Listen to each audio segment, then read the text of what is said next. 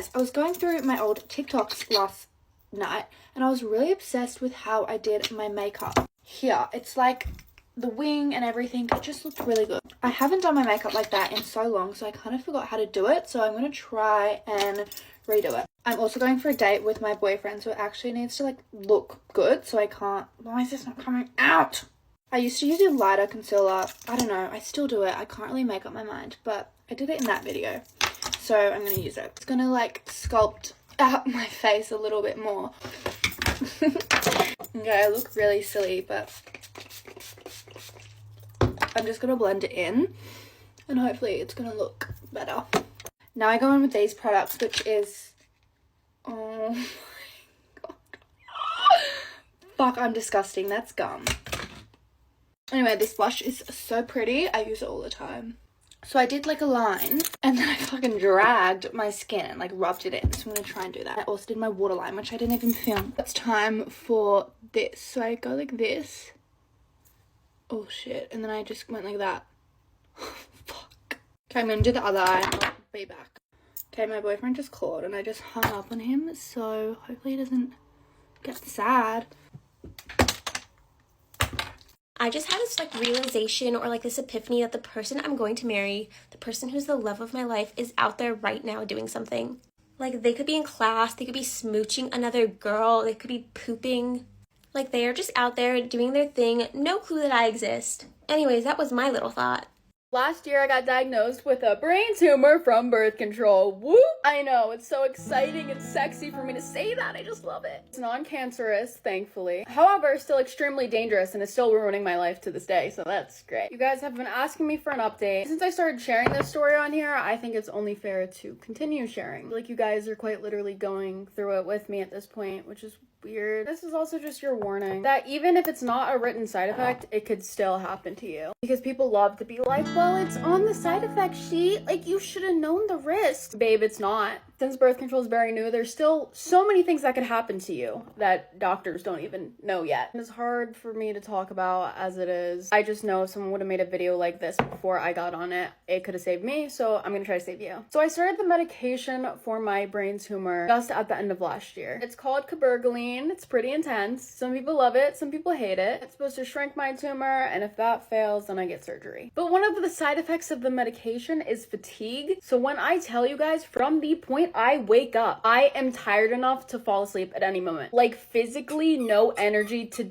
thanks babe, lethargic basically. No energy to do anything, even just folding your clothes seems like an impossible task that you're literally gonna pass out doing. I'm just at the point where I'm like, so I can either choose being awake, being able to work and being a functioning human being, or having a tumor in my head that ruins everything about my body. Like, there's no winning. There is none. Recently, I started to get like random bruising all over my body. My body's just basically failing me. Got diagnosed with severe depression when I was 18. And one of the heavy coping mechanisms I have is the gym. Like, it has been confirmed by my therapist that I cannot live a functional, decent life without the gym being a part of my routine. Wish it wasn't that way, but that's how it is. And I feel just so defeated because I'm doing my one thing that keeps me mentally sane and I can't even do it because I'm sitting there yawning at the gym about to pass out after like one set. I hate this because it seems like I'm getting on here and just like complaining, but I'm more so just feeling so defeated right now and kind of grieving, honestly. Like, I have the worst health anxiety in the entire world just because I've found so many things wrong with me in like the past year. I just got 2 new puppies and I feel like I can't even take care of them without passing out. Like, not to mention that the tumor makes you gain weight uncontrollably and there's really nothing you can do about it because your hormones get screwed up from it. So as you can imagine, my body image is completely deteriorated. It's like I still go to the gym because I'll literally go insane if I don't, but I feel like I'm not even like really do anything because I don't have the energy to. The fact that I've been going to the gym consistently for like a month now while having no energy is insane. I don't say I'm proud of myself often, but I'm so proud of myself for that. Like, that's insane. I talked to my endocrinologist and I have to get blood work again tomorrow. And that's also been a really fun part of this, is just watching all of my medical bills just adding up for something I can't even control. Hours of doctor's appointments. It was a battle to even get diagnosed with this in the first place. I'm so lucky to be at a financially stable point in my life. I was doing this for so long without making any money, and it just sucks to see the money that I'm finally getting after so many years of doing it, getting no money, just going straight to medical bills, like what? It's to the point where I'll get like bills in the mail, like hundreds of dollars, just be like, whatever, pay it. And then I'll have to go in and get an MRI or blood work done. And I'm like, oh, well, that's another like $30 for literally nothing. Like the one thing I love doing that I've wanted for so long, which is this job, talking to you guys. I can't even keep my eyes open to like sit up at a vanity and speak. I know after making this video, I'm just going to lay in bed because I will pass out. I'm at the point where I sit there and look at other people and just envy them for having energy. It's almost fucking pathetic. I will look at someone going really hard in the gym and just being like, I so badly wish I could do that. Not posting as much has been killing me. Thank you guys for sticking around even when I'm like going through it. I appreciate that so much. I think my worst nightmare is losing all of this because this is all I've ever wanted because of something that I literally can't control. It's also not easy to come on here and just admit everything I'm feeling and everything that's going on and have everybody know about it. So please, just give me some grace. I'm just trying to survive right now. I'm going in for blood work tomorrow. I'm gonna spend a couple another $50. Yay. And I guess we'll go from there. But I'm just so exhausted of being exhausted. I forever love you guys more than you'll ever know though. And I'm so happy that you're still here. Love you, Hot Knockers, and I'll see you in the next one. This is the makeup we're doing today because Latina makeup has always had a chokehold on me. I've been too scared to try it till now. So, dip brow anyone? We're gonna make these sharp. Now I'm gonna go in with this powder in the inner parts so I can try to give it that ombre brow effect. Carve these hoes out. Okay, no, I ate. I'm gonna go in with the tiniest bit of shadow you've ever seen in your entire life and a big fat wing, duh. Big fluffy lashes. Oh yeah. Full coverage foundation. I contoured as usual, but I'm doing very sharp nose contour. It's coming together. I can see it. Full coverage on the concealer. A darker shade of blush than I usually do, but she is pretty. Setting with powder. Super pigmented gold highlight. Doing a line on the end of my nose instead of a dot. Blinding highlight, but that's so pretty. These lips are what I'm really excited to recreate. I'm starting with a darker brown liquid lipstick just around the edges. Now just a little bit of pillow talk right in the middle. Final reveal. Okay, I'm really happy with it. Hopefully I did it justice. I feel like this look is really about neutrals and full coverage, and I honestly feel like I'm slaying in this. Like, he's so cute! I don't know, let me know what you guys think. How to tell if your friend's in secret competition with you. They'll always try to prove themselves to you. Whenever you look nice, they'll get extremely insecure. These people have such a hard time celebrating your wins. Even if they say they're happy for you, you can always see on their face that they're not really happy. Like once you mention whatever you're proud about, they'll probably never bring it up again. Unless you do, and you probably won't want to. These people are gonna copy your every move, but inspiration is different than imitation, and these people are gonna imitate you. These people are studying you. These are the friends that get mad when you get attention and they don't. These are the people that always try to one-up you. You could tell them that you just started going on daily walks for like 20 minutes. The next week, they'll come back and tell you that they've been going on walks every day, every hour for 30 minutes. And trust, sometimes they be making stuff up, because what do you mean you're going on a walk every hour? For 30 minutes. They're crazy. Your friends shouldn't feel like they're in competition with you. Cut these people out of your life. I saw a video of a girl asking if you've ever had a friend that just hated you, and I thought this was my time to shine. So I went through a lot of different like friend groups and best friends and stuff throughout my whole life, but I had one friend that I had for 7 years and one friend that I had for 4. And the friend I had for 7 years I started becoming friends with this other girl in high school, and I just introduced the two of them together, so then all 3 of us became a trio. And one weird thing about my school was that we didn't have, like, people weren't just, like, friends with just one other person. Like, there weren't a whole lot of that. It was a lot of big groups. So even though we weren't popular, everybody, like, knew of us because we were that weird group that, like, the weird trio.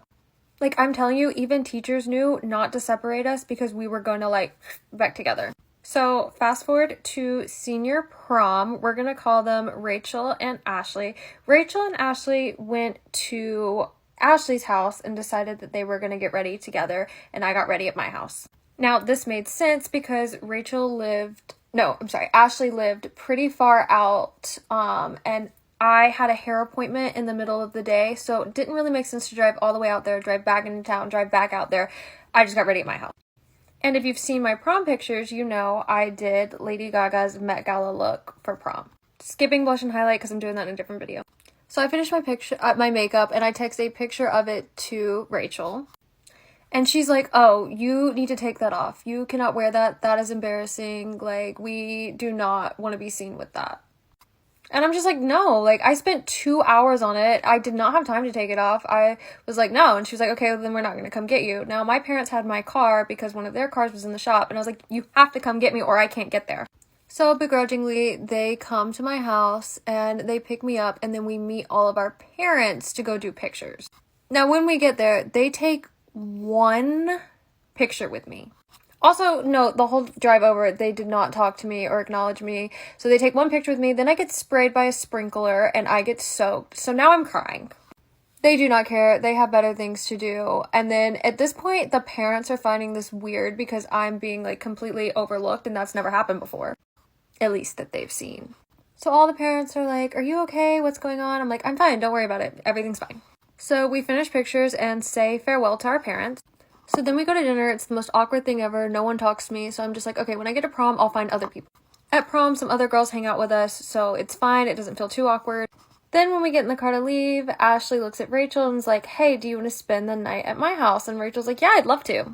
So Ashley goes, great. We'll drop Allie off and then we will go to my house. And that's exactly what happened.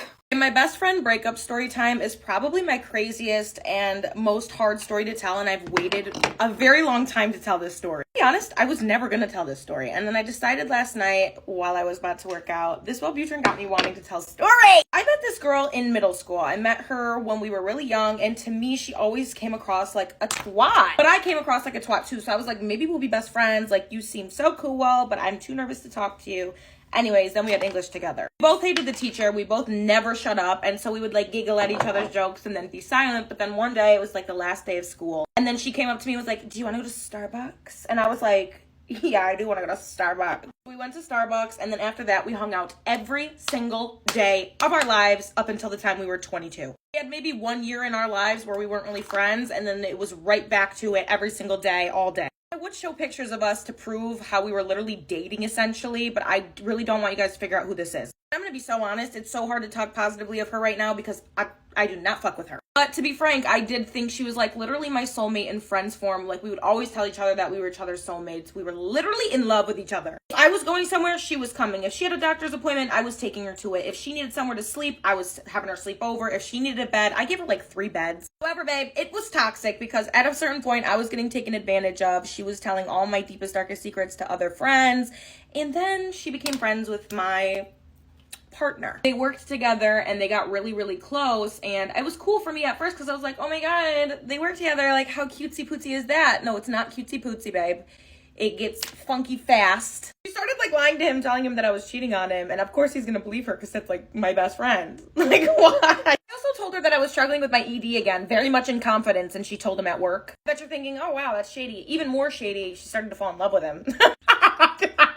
I remember one night on Halloween, I like was starting to catch the vibes because you catch the vibes, babe. You know when someone is like feeling your man. She had gotten really freaking drunk on Halloween night and then was like, where is blah, blah, blah? I need blah, blah, blah, blah, blah, blah being my man. And then when he went over to her because he felt sympathy for her because she was really drunk, she held his hand and stared him in the eyes. And I remember being like, oh, I'm going to myself. Ultimately, I blatantly asked her, like, are you feeling my man? And she's like, no. Well, she was. I won't go into detail, but just know that she was. I ended up getting her fired on purpose because I was being petty. And immediately after, I ended up blowing up on TikTok and making this my full-time job. Obviously, that's not the entire story, but I emotionally can't really handle talking about the entire story yet. Friendship breakups are really fucking hard. And, like, it affected how I looked at friends for a long time. But it made me a better person, so hey.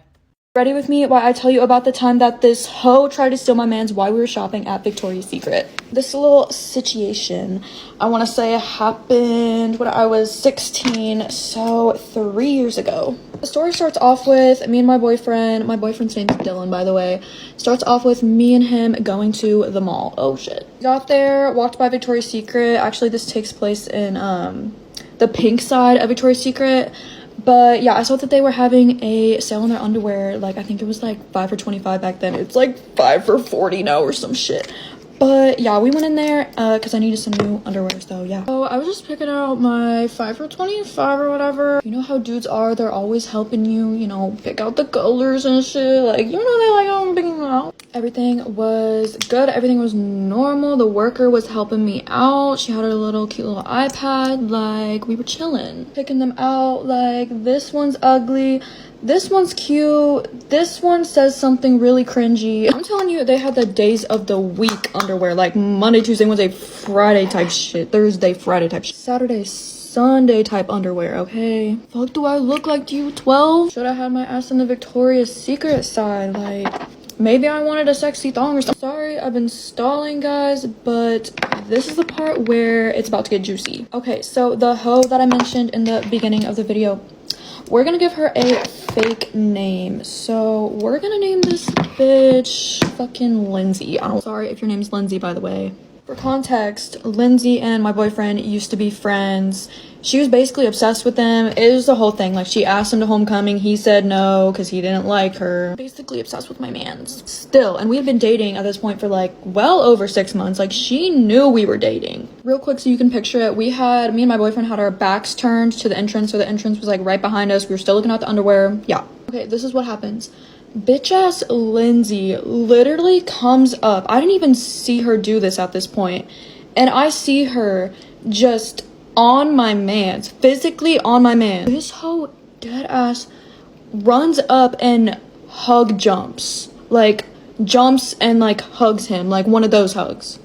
This girl like can't be serious. Like, doesn't everyone know that that's like a relationship hug for like a boyfriend and girlfriend? Like, you don't do that, especially when someone's taken. Now you're probably like, oh, Emily, what did you do? Because what would anyone do in this situation when some girl is like manhandling your boyfriend in Victoria's Secret while you're picking out underwear, like mid underwear shop? Girl, take a hint. Not to mention she had a friend with her, just like standing there like, what the fuck? And also the pink worker was like, what the fuck? And my boyfriend was just standing there while she was hugging her like this, like really arms like this, like not accepting the hug. Why would he? Well, I ended up taking out my hoops, like hold my hoops, and I started fighting this bitch. I'm kidding. I kept it classy. I didn't do shit. So like hugging him, like, oh my god, I haven't seen you in forever, like I missed you. I was just shocked. Like, I did not know what to do. I was frozen. Jump scare. It's like if you went to the mall,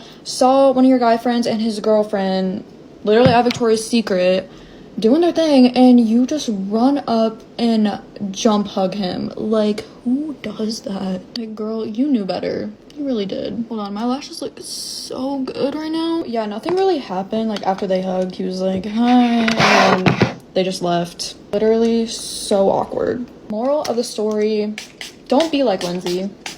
Just don't. It's always the blonde bitches. But if for some reason this goes mega viral and she sees this, girl, no hard feelings, but like, what were you thinking? I'm going to the fair with my mans after this. The same mans.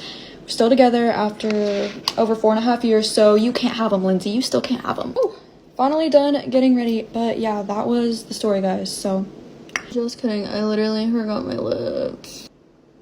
Okay, bye, guys. Yesterday, my family and I launched our second product on our small business. Let's just say it went a little bit too good. We're almost selling out of inventory. I knew that this product would go viral. I just didn't think it would go viral on the very first video that I posted. My goal was to at least make 10 sales on the first day of launching our product. Guess how many we made? Over 500 sales in less than 24 hours. Mom and my brother, they started scrambling because they were like, we didn't expect you to go viral right off the bat. As we sell on Amazon, there's a lot of rules, regulations, and whatnot, and we're only allowed so much inventory at a time at the Amazon warehouses. And although the idea of selling out on your very first day of launching a product sounds amazing, it has its downside. For one, it affects our Amazon rating, which we're trying to keep pretty high. And two, obviously we want to make our customers happy and have enough product for everyone to buy. And if you can't tell by the pimple patches on my face, I was definitely stressed leading up to the launch of this product because I want my family to succeed. I want my parents to be able to retire, and my younger brother, who's in charge of the business, he also didn't go to college. Like, this business is really all he has, so I want it to to succeed. If you were one of the people who bought our product and are supporting our small business, thank you so much.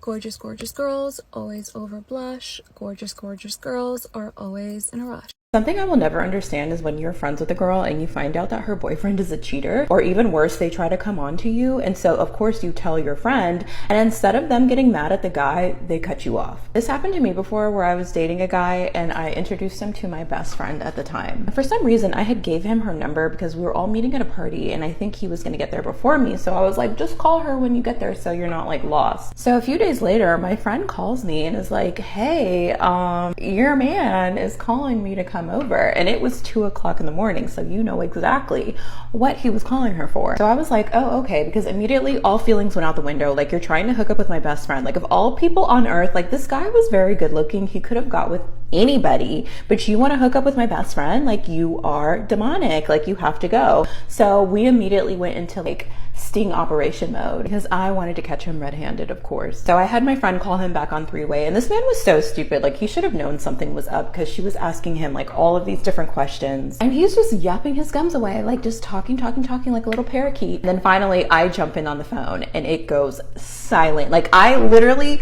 gagged him, you guys. Like, I could hear the lump in his throat forming when I came onto the phone. So he's trying to talk his way out of it, but like, he got caught red-handed. And this is how I know this guy was like truly deranged, because then he starts crying on the phone, like trying to manipulate me. Like, this man was sobbing on the phone, and even I got uncomfortable because I'm like, bro, we haven't even been dating that long. Like, it's not even that serious. So he's just crying. Me and my friend are just laughing at him, like hyena maniacal, laughing at this man while he's crying on the phone. We're just like, And I was so happy in that moment because it was like my first sting operation and it was so successful. After that, I never talked to him again, never saw him again, was just totally done. And the next day, me and my bestie went to Ted's Montana Grill and we got margaritas. And I just feel like that's how every situation like that should end, with you just laughing at the man on the phone while he's crying and then go getting drinks. But yeah, don't ever let a man come in between you and your best friend, like, ever.